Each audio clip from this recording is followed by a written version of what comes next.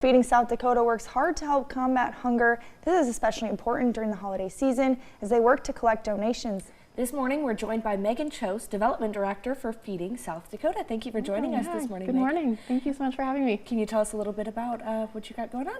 Yeah, so we had a really busy Saturday, this last Saturday, our Thanksgiving distribution, which we've been talking about with you all, and we had a really busy day, which kind of negative, kind of positive at the same time.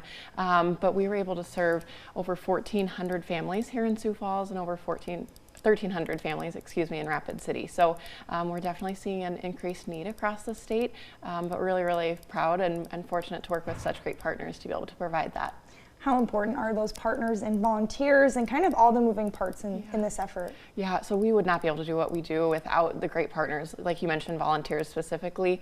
Our volunteers make it so that we can do our work because we don't have enough staff to do all of that work that those hands do. So our volunteers are really important, and then such great partners that come alongside with donations, food drives, and all of those great things that make this work go further.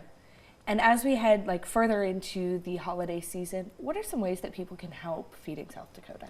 So right now, through Thanksgiving, you can have your dollars matched dollar for dollar thanks to the Greg and Pam Sands Foundation. So if you want to get your donation in before that, we also have a great match thanks to the Connollys coming up for Giving Tuesday, and then a year-end match thanks to the Hanks family as well.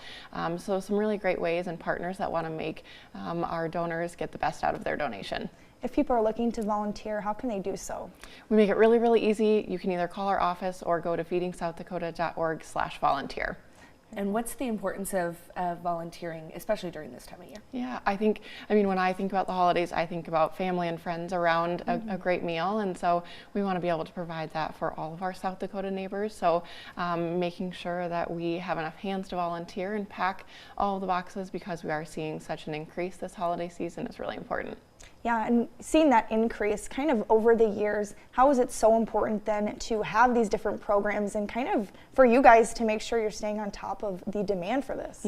So year over year, we've seen about a 20% increase at our mobile distributions, and so that's across the state. I just was talking with the team and seeing increase across all of our programs. So being able to have those volunteers to pack those extra boxes and extra meals, the dollars to provide the extra food is really important. So we hope that we can work ourselves out of a job, but at the moment when we're seeing this increase, we're here to do the work.